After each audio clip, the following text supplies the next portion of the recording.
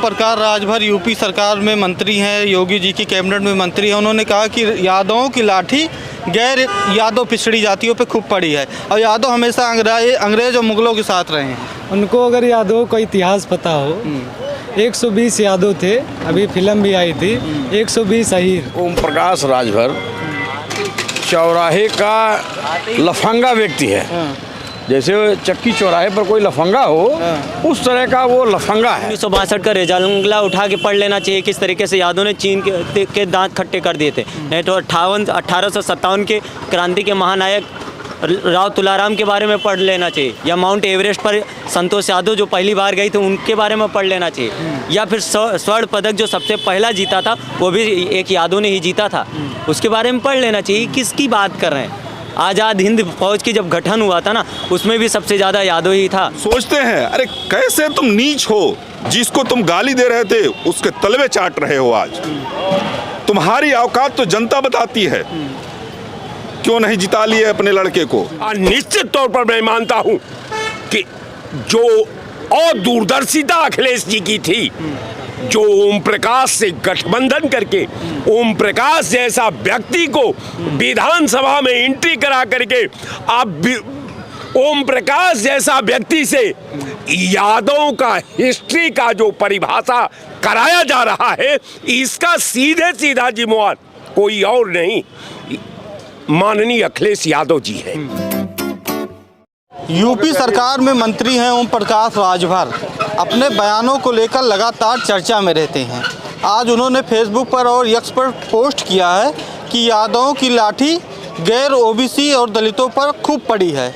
उन्होंने पोस्ट ये भी किया कि पहले यादव मुगलों के साथ थे, फिर अंग्रेज़ों के साथ थे। तो यहाँ पे लोगों के साथ हैं हम लखनऊ में, जानेंगे कि मंत्री जी ने जो बात किया है कितना ये लोग सहमत हैं। मंत्री जी के बारे में क्या कहेंगे, क्या कहेंगे मंत्री जी के बारे में?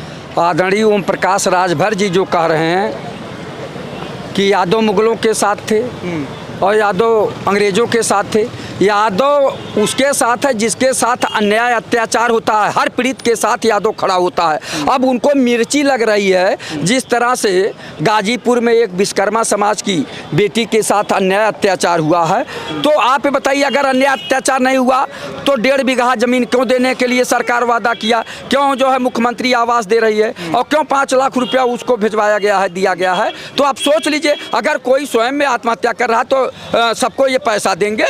आप ये बताइए। तो कहीं न कहीं अपनी कमी को छिपाने के लिए माननीय ओम प्रकाश राजभर जी इस तरह की बात बोल रहे हैं। वो भी एक समाज को अपमानित करने का काम कर रहे हैं। जो समाज उपेक्षित लोगों की बात करता है, जो समाज किसानों की बात करता है, जो दूध दही जो है पैदा करता है, गाय भैंस पालता है, उसको इस तरह की बात कर रहे हैं। तो अब सोच लीजिए ओम प्रकाश राजभर जी कितने बड़े नेता हैं। और जो जिस सरकार में मंत्री हो वो मुख्यमंत्री को अनाप शनाप बोलता हो, प्रधानमंत्री को अनाप शनाप बोलता हो, तो सोच लीजिए सरकार को ऐसे मंत्री को बर्खास्त कर देना चाहिए जो स्वयं माननीय मुख्यमंत्री योगी आदित्यनाथ जी को बोला हो, माननीय प्रधानमंत्री नरेंद्र मोदी जी के बारे में बोला हो। तो आप समझ जाइए कि ये लोग क्या हैं।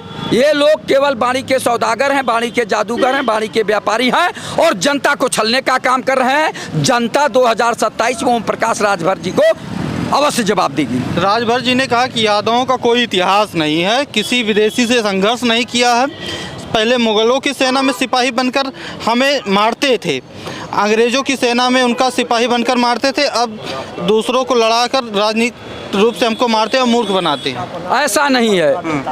ये कितने जो है बहादुर थे, कितना गए थे बॉर्डर पे लड़ने के लिए। आपको बता दूं, एक गाजीपुर में गहमर गांव है, वहाँ के सारे समाज के लोग जो है सेना में हैं और देश की रक्षा कर रहे हैं। और चाहे बलिया हो, आजमगढ़ हो, आप ये बताइए कि तमाम ज़िले जो है क्रांतिकारी पैदा हुए हैं। ऐसा नहीं है कि ये कहीं समाज में सब वीर सपूत पैदा हुए हैं। हर समाज में, हर समाज के लोगों ने देश की आज़ादी में अपना अहम भूमिका निभाया है। यूपी सरकार में मंत्री हैं ओम प्रकाश राजभर, ये स्क्रीन पर दिखाइए, ये पोस्ट है, स्क्रीन पर देख भी रहे होंगे।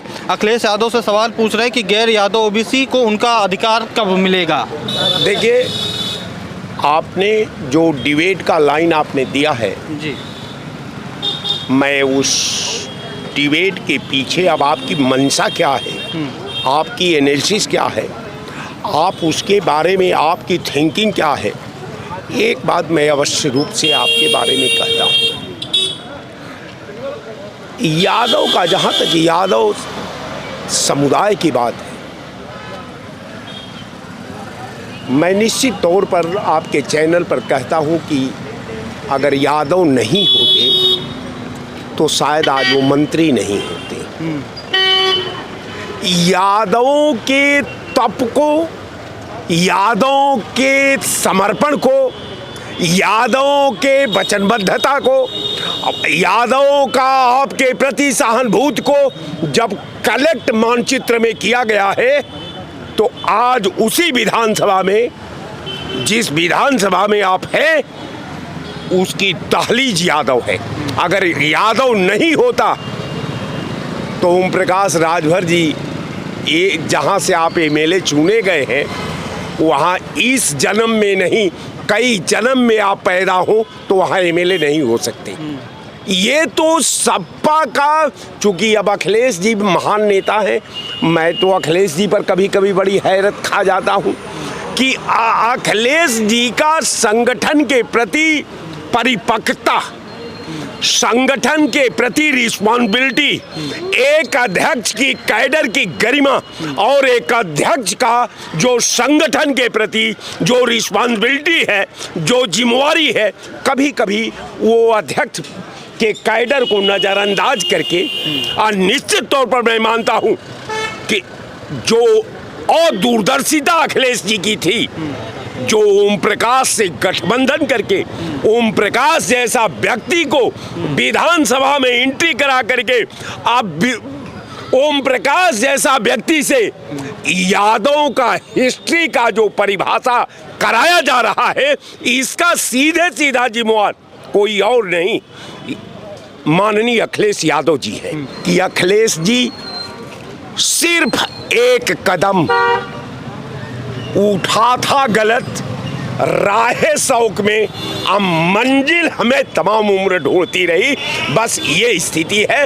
ओम प्रकाश राजभर पर जो आप लोग डिबेट कर रहे हैं, मैं हाथ जोड़ करके आप लोगों से निवेदन करता हूं कि कुछ ऐसे अपने आप लोग अपने डिबेट के पैरे से, कुछ ऐसे विधा से खेलने वाले लोगों का, जो समुदायों के भावना से खेलने वाले लोगों का, जो पार्टियों के मर्यादा से खेलने वाले लोगों को कृपया हाथ जोड़ करके मैं चैनल पर आपका निवेदन करता हूं कि ऐसे लोगों को डिबेट के कॉलम में ले करके इनको अमृत पिला करके जिंदा करने का काम मत करिए। ऐसे लोगों पर चार झहुआ माटी डाल करके वही इनके पाप को दफन कर दीजिए। मैं आपके चैनल पर इतना कह रहा हूं। बिल्कुल आपकी बातों को ध्यान दिया जाएगा। सवाल को आगे ले चलते हैं। गरीब गुरबा की पीठ पर यादवों की लाठी के निशान हैं। अखिलेश की सत्ता के लिए हम दरी नहीं बिछाएंगे, ओम प्रकाश राजभर लिखे। ओम प्रकाश राजभर का नाम आप लोग काहे चर्चा में ला रहे हैं? ये है कौन? मंत्री हैं। नहीं, ये है कौन? मैं पूछ रहा हूँ, ये है कौन? कभी अखिलेश से समर्थन लेके जीतेगा, कभी भाजपा से समर्थन लेके जीतेगा, तो आखिर काहे ऐसे व्यक्ति का नाम ले रहे हैं? मैं तो चाहता हूँ कि राजभर को दफन कर दो, उसका नाम ही ना लो तो आज कृपा हो। क्या नाम होगा आपका? लोलारक उपाध्याय। बोलिए। राजभर जी से इतना क्यों नाराज हो गए हैं? राजभर मंत्री हैं, हो सकता सही लिखे हों। ऐसा है, राजभर का नाम आप लोग जो ले रहे हैं, ये अपने को चर्चा में लाने के लिए कुछ न कुछ अनाप शनाप बोलते हैं। जया मैं चर्चा में बना रहा हूँ, इनका नाम है राजभर। ऐसे व्यक्ति का नाम काहे ले रहे हैं? हम तो सीधे सीधे जानते हैं, जो बिल्कुल बुद्धि से एकदम गड़बड़ हो उसका तो नाम ही नहीं लेना चाहिए। क्या नाम होगा सर आपका? अतुल सिंह। ओम प्रकाश राजभर ने जो पोस्ट किया वो कैसे देखते हैं इसको? ओम प्रकाश राजभर ऐसा व्यक्ति है, उसके लिए ये कहा जा सकता है कि ऐसा कोई सगा नहीं जिसको ओम प्रकाश ठगा नहीं। वह चाहे अखिलेश जी हो, चाहे माननीय यशस्वी मुख्यमंत्री योगी जी हो, चाहे मोदी जी हो, चाहे कांग्रेस हो, चाहे बहन जी मायावती जी हो, वो ऐसा कोई व्यक्ति नहीं जिसको गाली नहीं दिया है। और गाली देने का एक वजह है, उससे ऊपर का उसका सोच ही नहीं है, उससे ऊपर उसका बौद्धिक लेवल है ही नहीं है। अगर पढ़ा लिखा व्यक्ति रहता, उसका कोई सामाजिक ज्ञान रहता, अनुभव रहता, तो गाली नहीं देता। कलम से मार होती है, बुद्धि से मार होती है, लेकिन गाली से नहीं किसी को अपमानित किया जाता है। हम तो सोचते हैं, अरे कैसे तुम नीच हो, जिसको तुम गाली दे रहे थे उसके तलवे चाट रहे हो आज। तुम्हारी औकात तो जनता बताती है। क्यों नहीं जिता लिए अपने लड़के को, घोसी में जवाब मिला। क्यों नहीं जिता लिए, बांसुरी विधानसभा में जनता ने जवाब दिया। और जिस यादव को तुम कह रहे हो, गाली दे रहे हो, समाज को बांट रहे हो, यादव हो, चाहे दलित हो, चाहे ठाकुर हो, चाहे ब्राह्मण हो, हमारे सारे सनातनी हैं। तुम जाति में बांटकर कितने दिन राजनीति कर लोगे? भर जिसमें कोई मात्रा ही नहीं होती है, कितनी तुम्हारी औकात है?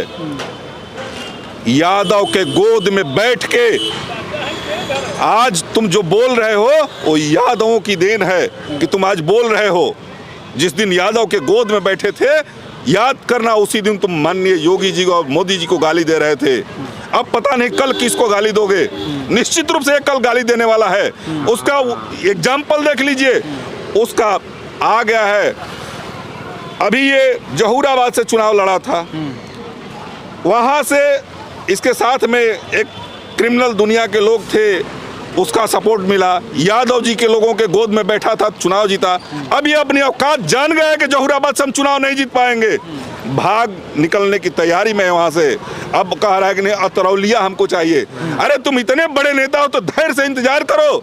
जिस पार्टी के साथ हो तुमको कहाँ सीट दे रही है, कहाँ तुमको लड़ा रही है, कोई कई ठो सीट दे रही है।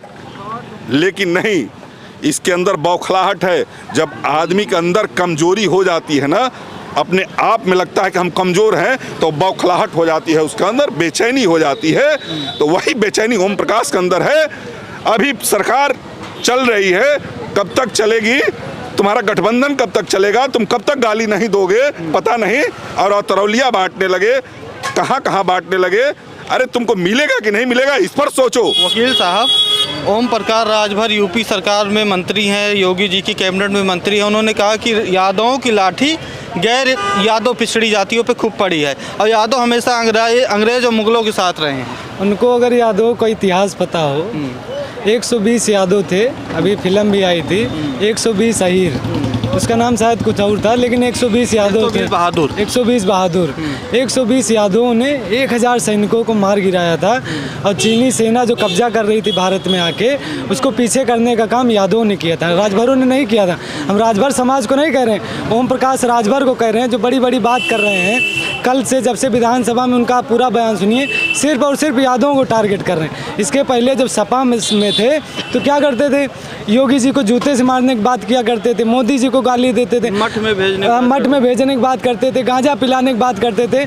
आज जितना मंचों पे उनका वीडियो देखेंगे, जो पुराना वीडियो है, जितना समाजवादी पार्टी के साथ मंच साझा किए, तो उसमें वो क्या करते थे, सिर्फ और सिर्फ योगी जी को टारगेट करते थे, मोदी जी को टारगेट करते थे। और कहते क्या थे कि मारेंगे, जूते से मारेंगे, गांजा पीते हैं, ये करते वो करते हैं।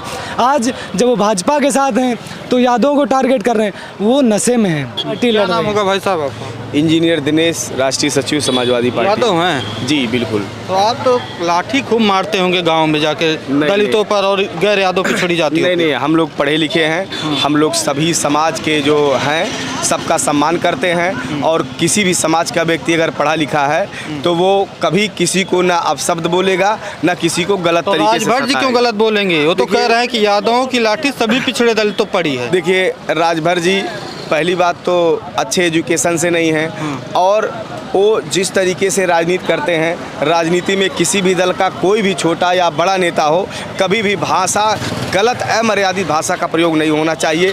क्योंकि राजनीति में सत्ता आती है जाती है, नेता बनते हैं बिगड़ते हैं, जीतते हैं हारते हैं।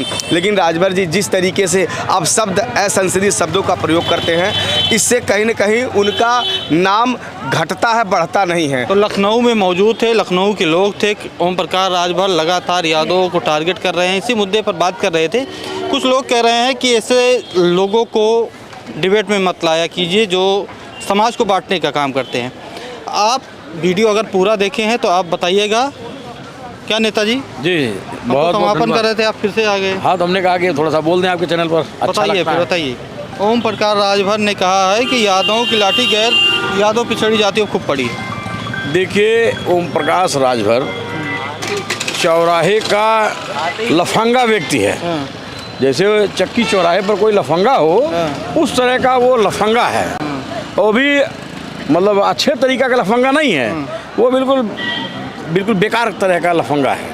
उसको ये नहीं पता है कि अब 2022 में जिस गठबंधन से चुनाव लड़ा है और जहाँ से जो वहाँ से विधायक है, वहाँ का यादव, मुसलमान, पीडीए के लोग और समाजवादी पार्टी के लोग, सारे लोगों ने वोट दे करके बम्पर वोट से जिताया है। अरे वो कहते पूर्वांचल हमने जिताया, समाजवादी पार्टी का खाता नहीं खुलता आजमगढ़ में, गाजीपुर में, मऊ में कहीं खाता नहीं खुलता। देखिए, वो अपने मुंह से कुछ भी कह लें, जब वो टेम्पो चलाते थे बनारस के धरती पर, टेम्पो मतलब समझते हैं ना, गणेश वाला टेम्पो, जब वो चलाते थे तो नेताजी माननीय धरती पुत्र मुलायम सिंह यादव इस प्रदेश के मुख्यमंत्री हुआ करते थे। यादवों की लाठी पिछड़े दलितों पर खूब पड़ी है। यादव अंग्रेजों और मुगलों के साथ रहे हैं, अब पहले अंग्रेजों मुगलों के साथ रहकर लाठी चला रहे थे, अब चलाते हैं।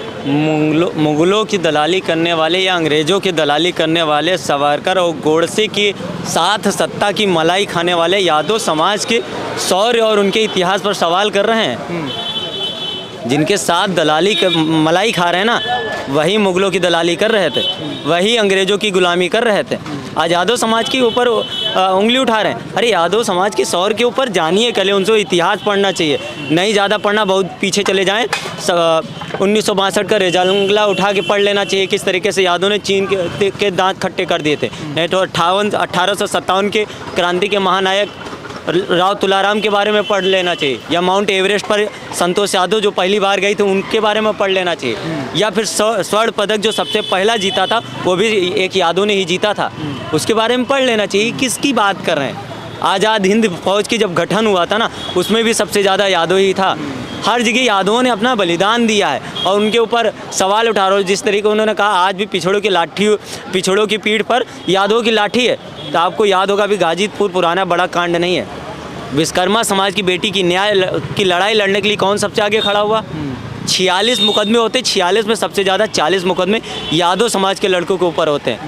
क्यों होते हैं? क्या यादव अब कहेंगे यादव गुंडा? यादव ने विश्वकर्मा समाज की बेटी के हत्या हुई, निर्मम हत्या हुई, या कहा जा रहा बलात्कार के बाद उसकी हत्या हुई, उसके बाद न्याय की लड़ाई लड़ा तो उसको गुंडा बता दिया गया वो पीठ पर। इसी तरीके से यादव समाज को ऐसे ही है, जो कहते हैं ना, समाज के ठेकेदार या चंद सिक्कों के लिए अपना ज़मीर गिरोह रखकर सत्ता की मलाई खाते हैं, उसके बाद एक समाज को टारगेट करते हैं और उस समाज को टारगेट करते हैं जिसकी शौर्य की गाथा सुनाई जाती है, जिसका शौर्य का परिचय दिया जाता है। अरे आला उदल के बारे में सोच लीजिए, बड़े रहे या महुआ वाले जिनकी मार सही ना जाए, किसकी बात करते? ओम प्रकाश राजभर, सच बताए ना, ओम प्रकाश राजभर को योगी कैबिनेट में इसीलिए मंत्री बनाया गया है, या फिर वो यादवों को गाली दे सके या फिर अखिलेश यादव को खरी खोटी सुना सके, इसलिए उनको मंत्री बनाया गया। अगर ओम प्रकाश राजभर जिस दिन से यादव समाज या अखिलेश यादव को ऊपर टिप्पणी करना बंद कर देंगे, उसी दिन से उनके घर का चूल्हा जलना बंद हो जाएगा। ठीक है, तो लखनऊ में मौजूद थे ओम प्रकाश राजभर के बयान को लखनऊ के लोग अपनी प्रतिक्रिया दे रहे थे। आपकी क्या प्रतिक्रिया है ये कमेंट में आप बता सकते हैं। जुड़े रहिए द फ्रीडम वॉइस के साथ। धन्यवाद।